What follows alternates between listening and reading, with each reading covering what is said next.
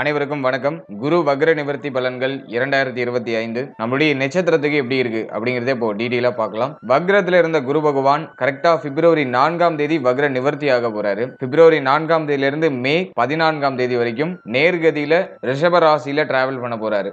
நவகிரகங்களிலே முக்கியமான பிளானட் வந்து குரு. அதுதான் ஒரு சுபத்தன்மை நிறைந்த ஒரு கிரகம். அந்த கிரகம் வக்ரத்துல இருக்கிறது அந்த அளவுக்கு சிறப்பு கிடையாது. இதனால் வரைக்கும் வக்ரத்துல இருந்தாரு. கரெக்டா பிப்ரவரி 4ஆம் தேதி வக்ர நிவர்த்தி ஆகி நேர்கதியில டிராவல் பண்ண போறாரு. இந்த வக்ர நிவர்த்தி சுமார் ஒரு 99 நாட்கள் இருக்கும். அதாவது பிப்ரவரி 4ல இருந்து மே 14 குரு பயிற்சி வரைக்கும் குரு பகவான் நேர்கதியில டிராவல் பண்ணுவாரு. மே 14ஆம் தேதி குரு பயிற்சி, அது வரைக்கும் ரிஷப ராசியில டிராவல் பண்ணுவாரு. இந்த குரு வக்ர நிவர்த்தி நம்முடைய நட்சத்திரம், நம்முடைய ராசி இதுக்கெல்லாம் எப்படி இருக்கு அப்படிங்கறத இப்போ ரொம்ப டீடைலா பார்க்கலாம். வீடியோ ஸ்டார்ட் பண்றதுக்கு முன்னாடி சப்ஸ்கிரைப் பண்ணாதவங்க சப்ஸ்கிரைப் பண்ணிக்கோங்க. அப்படியே பக்கத்துல இருக்க பெல் சிம்பலை கிளிக் பண்ணிக்கோங்க. அப்பதான் நாங்க போற இது போல இன்ஃபர்மேட்டிவான வீடியோக்கள் உங்களுக்கு உடனுக்குடன் நோட்டிபிகேஷனாக கிடைக்கும். இப்போது மிதன ராசி திருவாதிரை நட்சத்திரக்காரர்களுக்கு குரு வக்ர நிவர்த்தி பலன்கள் எப்படி இருக்கு அப்படிங்கறத பார்த்தோம்னா, குரு பகவான் நம்முடைய ராசி மற்றும் நம்முடைய நட்சத்திரத்துக்கு 12ஆம் இடத்துல வக்ர நிவர்த்தி ஆக போறாரு. 12ஆம் இடம் அப்படிங்கிறது அயன சயன போகஸ்தானம், விரயஸ்தானம் அப்படின்னு சொல்லுவோம். அந்த இடத்துல பொதுவா குரு இருக்கிறது சுப விரயம்னு அர்த்தம். இதனால் வரைக்கும் குரு பகவான் வக்ரத்துல இருந்தாரு. அது வந்து அந்த அளவுக்கு ஃபேவர் பண்ணிருக்காது. இப்ப வக்ர நிவர்த்தி ஆகிறதுனால இந்த பிப்ரவரிக்கு மேல பண்ணக்கூடிய செலவுகள் ஒரு அர்த்தமுள்ள செலவுகள், பயனுள்ள செலவுகள், நமக்கு மகிழ்ச்சியை தரக்கூடிய செலவுகள் அப்படிங்கிற கணக்குக்குள்ள வரும். ஆகவே விரயத்துல குரு இருக்கிறது நல்லதா கெட்டதா அப்படின்னு பார்த்தோம்னா, பொருளாதார ரீதியா செலவுகள் இருக்கும். அது ரீதியா கொஞ்சம் மைனஸ் நம்ம எடுத்துக்கலாம். இருப்பினும் அந்த செலவு நமக்கு மகிழ்ச்சியை தரக்கூடிய செலவா இருக்கும் அப்படிங்கிறதுனால அதை நம்ம பிளஸ் கேட்டகரியிலையும் எடுத்துக்கலாம். அதே போல இந்த நேரத்தை பொறுத்த வரைக்கும் பார்த்தோம்னா, மே மாதம் வரைக்கும் சனி பார்வை லாபத்துல இருக்கும். ஆகவே பணம் பற்றாக்குறை, பண தேவை அதிகமா இருக்கும். ஒரு சிலர் கடன் வாங்கி சுப மாற்றத்தை பண்ணுவாங்க. ஏதோ ஒரு வகையில ஒரு சின்ன லெவல்லையாச்சும் கடன் வாங்க வேண்டிய ஒரு சிச்சுவேஷன் கிரியேட் ஆகும். ஆல்ரெடி கடன் வாங்கினவங்க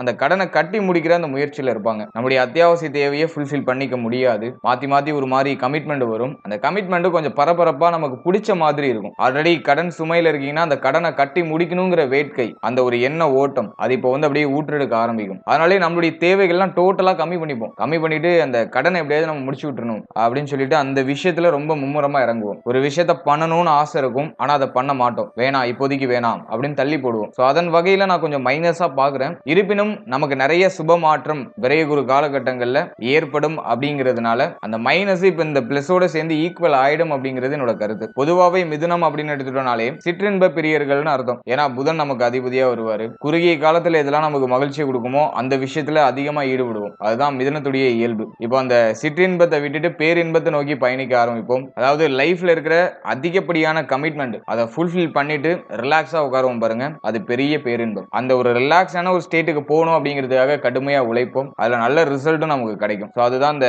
விரைய குரு காலகட்டத்தில் நமக்கு கிடைக்கிற ஒரு பெரிய பாசிட்டிவான விஷயம். குரு பகவான் அமர்ற இடத்தை காட்டிலும் பார்க்கிற இடம் ரொம்ப விசேஷம். அதன் வகையில குரு பகவான் நம்முடைய ராசிக்கு 4ஆம் இடத்தை தன்னுடைய 5ஆம் பார்வையில பார்ப்பாரு. 4ஆம் இடத்துல ஆல்ரெடி கேது அர்த்தாஷ்டம கேதுவா இருக்காரு. அர்த்தாஷ்டம கேது பெருசா நல்லது பண்றது இல்ல. கடந்த 1.5 வருஷமாவே பார்த்திருந்தோம்னாக்கா நம்மளுடைய ராசி நம்மளுடைய நட்சத்திரத்துக்கு மன ரீதியா நிறைய தாக்கங்கள் இருந்திருக்கும். தாய் தந்தை இவர்கள் சார்ந்த விஷயங்கள்ல நிறைய கவலைகள் வருத்தங்கள் ஏற்பட்டிருக்கும். குறிப்பா தாயாருக்கு அதிகமா பிரஷர் இருந்திருக்கும். ஏன்னா 4ஆம் இடம் அப்படிங்கிறது தாயார் ஸ்தானம் அப்படின்னு சொல்லுவோம். அந்த இடத்துல பாவகிரகமான கேது வந்து அமரும் போது தாய் சம்பந்தப்பட்ட விஷயங்கள்ல அந்த சூழ்நிலைகள்ல கொஞ்சம் அப் அண்ட் டவுன்ஸ்ல இருக்கும். தாயாரோட அந்த உறவு நிலையில பெருசா ஒத்து போயிருக்காது. அடுத்து கல்வி சார்ந்த விஷயங்கள்ல ஒரு மாதிரி பிரஷர், ஸ்டூடெண்ட்ஸ்க்குலாம் அந்த பிரஷர் இருந்திருக்கும். ஒரு இடத்துல நிம்மதியா இருந்திருக்க முடியாது. நிறைய அலையிற மாதிரியான ஒரு சிச்சுவேஷன். ஒரு இடத்துல இருந்து இன்னொரு இடம் அடிக்கடி டிராவல் பண்ணிட்டே இருக்க வேண்டிய ஒரு கட்டாயம். இதெல்லாம் இந்த அர்த்தாஷ்டம கேது காலகட்டங்கள்ல இயற்கையா நடக்கும். இப்போ இந்த பிப்ரவரி 4ஆம் தேதிக்கு மேல பார்த்தோம்னா குரு பார்வை 4ஆம் இடத்துல பதியுது.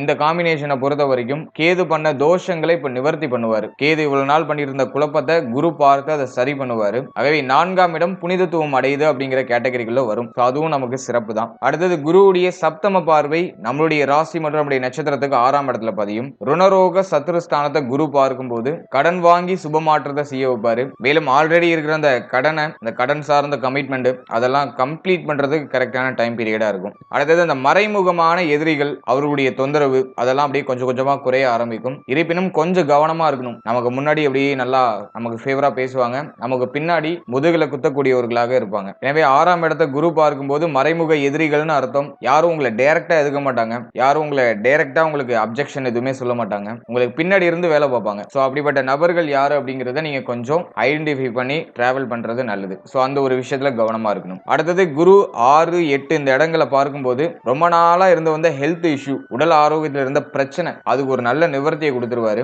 இருப்பினும் மருத்துவ செலவு இருக்கும். மருத்துவ செலவு இருந்தாலும் அது சுப மாற்றத்துக்கான அறிகுறி அப்படிங்கறத நீங்க ஐடென்டிஃபை கரெக்டா பண்ணிக்கணும். இந்த நேரத்துல நீங்க பண்ற அந்த விரய செலவு, குறிப்பா மருத்துவம் சார்ந்த விரய செலவு உங்களுடைய உடல் ஆரோக்கியத்தில் இருந்த பிரச்சனைகளுக்கு முழுமையான தீர்வை கொடுக்கும். ஆகவே இந்த நேரத்துல மருத்துவ செலவு வருதுன்னா அதை தாராளமா செய்யலாம். அது நமக்கு நல்ல ரிலீஃப்மெண்ட்டை ஹெல்த் வைஸா கொடுத்துரும். மேலும் அஷ்டமஸ்தானத்தை குரு பார்க்கும்போது ரொம்ப நாளா இருந்த அந்த கெட்ட பெயரு, நம்ம மேல இருந்த பிளாக் மார்க், ரொம்ப நாளா இருந்த அந்த பிரச்சனை, உங்களை போட்டு ரொம்ப பாடாப்படுத்தின அந்த பிரச்சனை, அதெல்லாம் டோட்டலா அப்படியே குறைய ஆரம்பிக்கும். எந்த பக்கம் போறது அப்படிங்கிற அந்த ஒரு வழி தெரியாம திணறி இருப்பீங்க. இப்போ அந்த பாதை பிறக்கக்கூடிய ஒரு காலகட்டமா இருக்கும். மேலும் இந்த 2025 மே மாதத்துக்கு மேல மிதுன ராசியுடைய நட்சத்திரங்களுக்கு ரொம்ப சிறப்பா இருக்குன்னு தான் சொல்லணும். ஏன்னா சனி பெயர்ச்சி, பாகியாதிபதி ஜீவனத்துக்கு வராரு. சனி பார்வை வந்து பார்த்தோன்னா லாபத்திலிருந்து விலகுது. இருப்பினும் விரயத்துல சனி பார்வை பதியுது. அது ஓகே, நமக்கு ஃபேவர் தான், அது பெருசா மைனஸ் இல்ல. அதே போல குரு ஜென்ம குரு, அது நம்ம பெருசா மைனஸா எடுத்துக்க வேண்டாம். குரு பார்வை மிக முக்கியமான இடங்கள்ல பதியும். இந்த குழந்தை பாகியம், பிள்ளைகள் சார்ந்த விஷயம், திருமண முயற்சி, திருமண வாழ்க்கை சார்ந்த விஷயம்,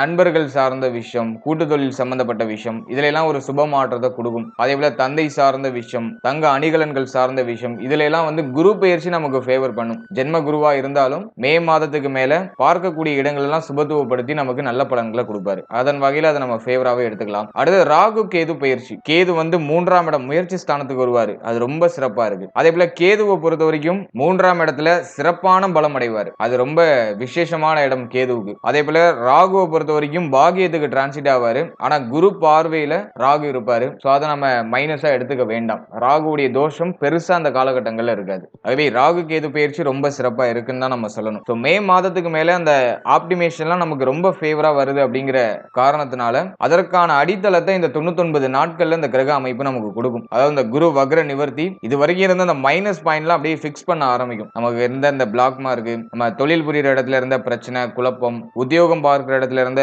பிரச்சனை குழப்பம், உத்தியோகம் இல்லாதவர்களுக்கு ஒரு உத்தியோக வாய்ப்பு, உத்தியோக மாற்றம், ஊர் மாற்றம், இடமாற்றம், ரொம்ப நாளா நீங்க ஆசைப்பட்ட விஷயம் உங்களுக்கு கிடைக்கிறது, ரொம்ப நாளா நீங்க ஆசைப்பட்ட விஷயத்தை மகிழ்ச்சியா செயல்படுத்துறது.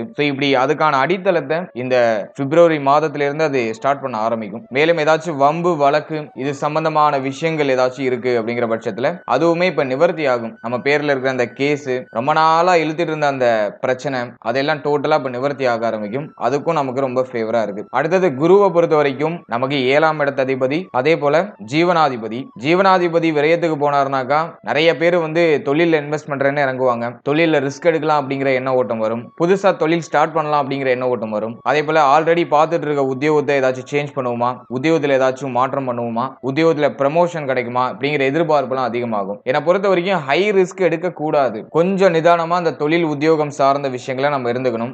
டக்குன்னு மாற்றங்கள் பண்ணாம இருக்கிறது பெட்டரா இருக்கும். ஏன்னா வந்து லாபஸ்தானம் இன்னும் சிறப்படையில, லாபஸ்தானம் கொஞ்சம் வீக்கா இருக்கு. அதனால வந்து பொருளாதார வரவு, சம்பள உயர்வு இதுல எல்லாம் கொஞ்சம் தடுமாற்றங்கள் இருக்கும். அதனாலே நிறைய பேர் பண்ணிட்டு இருக்க தொழில், பார்த்துட்டு இருக்க உத்தியோகம் இதை சேஞ்ச் பண்ணும் அப்படிங்கிற சிந்தனை ஓட்டத்துக்கு வருவாங்க. கொஞ்சம் ஸ்லோவா இருங்க, கொஞ்சம் பொறுமையா இருங்க. மார்ச் 29 சனி பெயர்ச்சி. சனி பெயர்ச்சிக்கு பிறகு நம்ம பார்த்துட்டு இருக்க தொழிலா இருக்கட்டும், செஞ்சிட்டு இருக்க உத்தியோகமா இருக்கட்டும், அதுல சுபமான மாற்றங்கள் கிடைக்கும். ஏன்னா பாகியாதிபதி ஜீவனத்துக்கு வராரு. நிறைய பேருக்கு சம்பள உயர்வு, பதவி உயர்வு, மார்ச் 29க்கு மேல உத்தியோகமே இல்லாதவங்களுக்கு நிச்சயமா உத்தியோக வாய்ப்பு கிடைச்சிடும். அந்த காம்பினேஷன் சிறப்பா ஆக்டிவேட் ஆகுது. ராகுவும் ஜீவனத்துல இருக்காரு. அதையும் நம்ம வந்து கணக்குல எடுத்துக்கணும். ராகு ஜீவனத்துல இருக்கும்போது அந்த தொழில் உத்தியோகத்துல ஒரு மாதிரி பிரஷர் இருக்கும். தொழில் சம்பந்தப்பட்ட விஷயங்கள்ல ஒரு கமிட்மெண்ட் மாதிரி ஒரு சுழலுக்குள்ள சுத்திட்டு இருக்க மாதிரி ஒரு ஃபீல் இருக்கும். நிறைய பேர் கடன் வாங்கி இன்வெஸ்ட்மெண்ட் பண்ணிருப்பாங்க தொழில்ல. அந்த ஒரு காம்பினேஷனுக்குள்ள சுத்திக்கிட்டே இருப்பாங்க. சனியும் ராகுவும் இணைந்து இருக்கிற காலகட்டம் மார்ச் 29ல இருந்து மே 18 வரைக்கும். அதுல நமக்கு நிறைய ஆப்பர்ச்சுனிட்டிஸும் கிடைக்கும். அதை நம்ம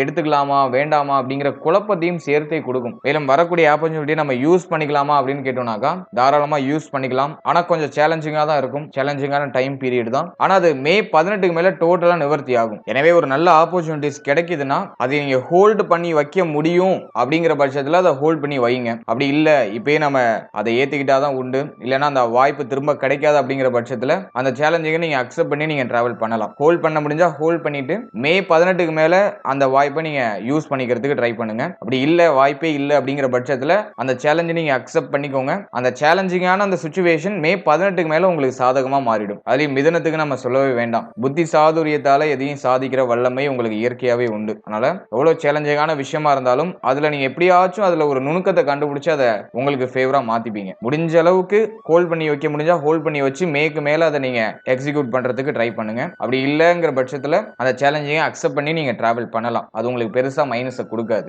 மேலும் மே மாதம் வரைக்கும் இன்வெஸ்ட்மெண்ட் சம்பந்தமான விஷயங்களை கவனமா இருக்கணும். மேலும் மேலும் எதுலயும் போயிட்டு இன்வெஸ்ட் பண்ணக்கூடாது, கடன் வாங்கி எதுலயும் இன்வெஸ்ட்மெண்ட் பண்ணக்கூடாது. ஏன்னா அந்த நேரத்துல வந்து சிந்தனை எல்லாம் எப்படி போகும்னாக்கா, தொழிலை பெருசா விரிவுபடுத்துவோம், தொழில ஏதாச்சும் இன்வெஸ்ட்மெண்ட் பண்ணி இன்னும் கொஞ்சம் பிரம்மாண்டமா இதை மாத்துவோம் அப்படிங்கிற சிந்தனை ஓட்டத்தெல்லாம் கொடுக்கும். கொஞ்சம் ஸ்லோவா இருங்க. அதுல எல்லாம் அவசரப்பட்டு கால் வைக்க வேண்டாம். மே மாதத்துக்கு மேல முக்கியமான மாற்றங்களை நீங்க செயல்படுத்துறது உங்களுக்கு ஃபேவரா இருக்கும். அது வரைக்கும் அந்த பிளானிங்லயே நீங்க டிராவல் பண்ணுங்க. குறிப்பா அந்த தொழில இன்வெஸ்ட் பண்றவங்க மே மாதத்துக்கு மேல உங்களுடைய முக்கியமான சேஞ்சஸ் எல்லாம் வச்சுக்கோங்க. அப்போ உங்களுக்கு கரெக்டான ஒரு கன்க்ளூஷன் கிடைச்சிடும். ஓகே, இதுல வந்து இதான் பட்ஜெட், இதுக்குள்ளதான் நம்ம இன்வெஸ்ட் பண்ணணும், இப்படி நம்ம இன்வெஸ்ட் பண்ணாதான் நமக்கு ஒரு நல்ல ப்ராஃபிட் கிடைக்கும் அப்படிங்கிற அந்த ஒரு கன்க்ளூஷன் நமக்கு கிடைக்கும். ஏன்னா ராகு ஜீவனத்துல இருக்கும்போது ஆடம்பரத்தை காமிக்க வைப்பாரு. சின்னதா பண்ணணும்னு நினைக்கிற விஷயத்த பெருசா இழுத்து விடுவாரு. 1க்கு 3 மாத்தி விடுவாரு. சின்ன விஷயத்த கொஞ்சம் ஆடம்பரமா மாத்தி கூடுதல் செலவுகள்ல இழுத்து விடுவாரு. இது தொழிலுக்கு மட்டும் இல்ல, இது எல்லாத்துக்குமே பொருந்தும். பொதுவா ஜீவனத்துல ராகு இருக்கும்போது ஒரு விஷயத்த எலாபரேட் பண்ணுவாரு, கொஞ்சம்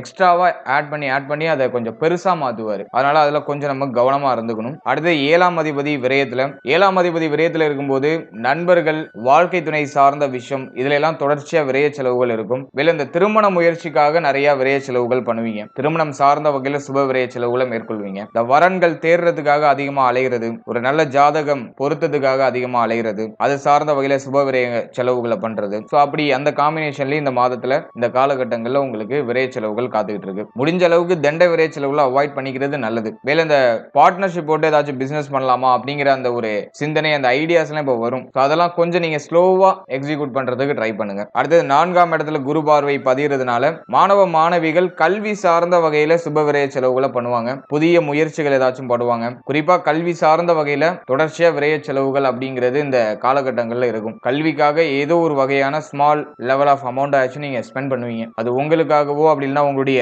பிள்ளைகளுக்காகவோ கல்வி சார்ந்த வகையில எஜுகேஷன் பர்பஸ்க்காக ஒரு பர்டிகுலர் அமௌண்ட்டை இன்வெஸ்ட் பண்றதுக்கு வாய்ப்பு இருக்கு. மேலும் இந்த வண்டி வாகனம் இது சார்ந்த வகையில விரை செலவுகள் காத்துக்கிட்டு இருக்கு. நிறைய பேருக்கு இந்த புதுசா வண்டி வாங்கலாம் அப்படிங்கிற ஐடியாஸ் வரும். அதே போல ஆல்ரெடி இருக்கிற வண்டிக்கு இந்த பழுது பார்த்தல் சார்ந்த வகையில விரை செலவுகள், இப்படி ஏதோ ஒரு காம்பினேஷன்ல இந்த வண்டி வாகனம் சார்ந்த வகையில விரை செலவுகள் இருக்கும். இந்த விரை செலவுகளை மைனஸா நம்ம எடுத்துக்க வேண்டாம். அது நமக்கு பாசிட்டிவான ஒரு அவுட்புட்டை தான் கொடுக்கும். ரொம்ப நாளா பிரச்சனை பண்ணிட்டு இருந்த ஒரு ப்ராப்ளத்தை சால்வ் பண்றதுக்கு கரெக்டான டைம். இப்படி இந்த குரு வக்ர நிவர்த்தி ஆகிறதுனால நிறைய சுப மாற்றங்கள், சுப விரய செலவுகள், மகிழ்ச்சியான ஒரு மனநிலை, இது எல்லாமே நமக்கு கிடைக்குது. இருப்பினும் எதுல மைனஸா இருக்கு இந்த குரு வக்ர நிவர்த்தி, எதுல மைனஸா இருக்கு அப்படின்னு பார்த்தோம்னா பொருளாதாரம். அந்த ஒரு விஷயம் தான் பெரிய மைனஸா என் கண்ணுக்கு படுது. நிறைய கமிட்மெண்ட் இருக்கும், ஆனா அதை ஃபுல்ஃபில் பண்றதுக்கான ஒரு சரியான பொருளாதாரம் கைக்கு கிடைக்காது. நமக்கு வர வேண்டிய பணம் கொஞ்சம் டிலே ஆகி கிடைக்கும். சோ அந்த பொருளாதார தடுமாற்றம், தாமதம், இது எல்லாமே இந்த காலகட்டங்கள்ல இருக்கும். மேலும் உங்க கையில இருக்கிற அமௌண்ட்டை யாரிடையும் கடன் உதவி பண்ணி கமிட்மெண்ட்ல மாட்டிக்காதீங்க. இப்ப நீங்க கொடுக்குற பணம் டக்குன்னு உங்க கைக்கு கிடைக்காது, ரொம்ப டிலே ஆகும். ஆகவே இப்போ வரக்கூடிய பொருளாதாரம் உங்களுடைய அத்தியாவசிய தேவைகளை ஒரு 80% ஃபுல்ஃபில் பண்ற அளவுக்கு இருக்கும். இந்த நேரத்துல யாருக்கும் கடன் உதவி பண்ணி மாட்டிக்காதீங்க.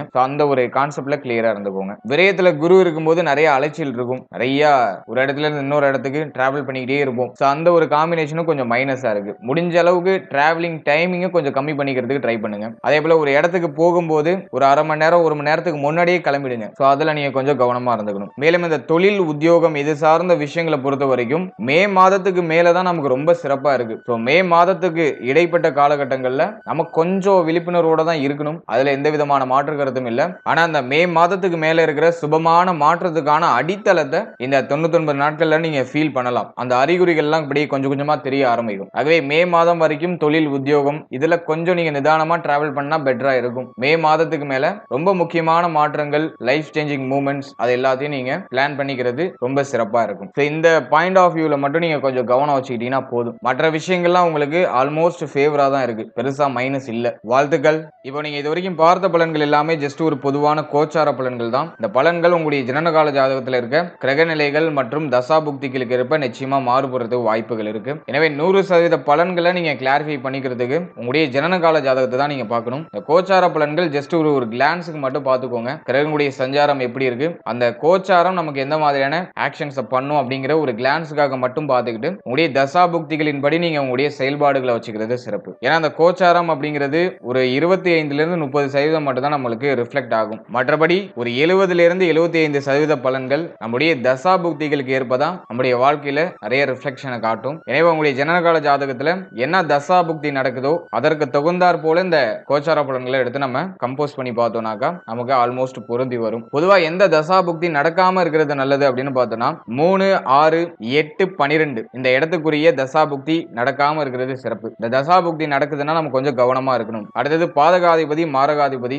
இந்த ஸ்தானத்துக்குரிய தசா புக்தி நடக்காம இருந்தா பெட்டரா இருக்கும். எது நடக்கிறது சிறப்பு அப்படின்னா நம்முடைய லக்னாதிபதி தசை நடக்கலாம், அதேபோல கேந்திர ஸ்தானாதிபதியுடைய தசை நடக்கலாம், அது ஆல்மோஸ்ட் ஃபேவர் பண்ணும். திரிகோண ஸ்தானாதிபதியுடைய தசை அதுவும் நல்லது பண்ணும். குறிப்பா சொல்லணும் உங்களுடைய லக்ன சுபர் லக்ன யோகர் இவர்களுடைய தசை நடந்தா ரொம்ப சிறப்பா இருக்கும். எனவே உங்களுடைய ஜனனகால ஜாதகத்துல என்ன தசை நடக்குது, என்ன புத்தி நடக்குது, என்ன அந்தரம் நடக்குது, அதற்கு தகுந்தாற் போல இந்த கோச்சார பலன்கள் உங்களுக்கு ரியாக்ட் ஆகும். எனவே உங்களுடைய குடும்ப ஜோதிடத்தை உங்களுடைய பர்சனல் சார்ட்டை கொடுத்து என்ன தசா புக்தி நடக்குது, நம்ம ஏதாச்சும் முக்கியமான மாற்றங்கள் பண்ணலாமா அப்படிங்கறத ஒரு கிளாரிஃபை பண்ணிட்டு நீங்க பண்றது சிறப்பு. முக்கியமா ரொம்ப முக்கியமான மாற்றங்கள் பண்றீங்கன்னாக்கா ஒரு வாட்டி கிளாரிஃபை பண்ணிக்கோங்க. எல்லா விஷயத்துக்கும் நீங்க கிளாரிஃபை பண்ணணும்னு அவசியம் இல்லை. ரொம்ப முக்கியமான விஷயங்களுக்கு நீங்க கிளாரிஃபை பண்ணிட்டு பண்றது சிறப்பு. மேலும் நம்மளுடைய சேனல்ல இதுக்கு முன்னாடி புத்தாண்டு சிறப்பு பலன்கள் ரொம்ப கிளியரா ரிலீஸ் பண்ணிருக்கோம். அந்த பதிவுகளை பார்க்காதவங்க மறக்காம செக் பண்ணி பாருங்க. இந்த ஒரு வருடம் எப்படி இருக்கும் அப்படிங்கிற ஒரு தெளிவான கிளான்ஸ் உங்களுக்கு கிடைக்கும். ராசி நட்சத்திரம் ரெண்டுக்குமே ரிலீஸ் பண்ணியாச்சு. உங்களுடைய ராசி நட்சத்திரம் ரெண்டையும் ஒரு வாட்டி செக் பண்ணி பாருங்க. அடுத்து சனி பயிற்சி பலன்கள் ரொம்ப கிளியரா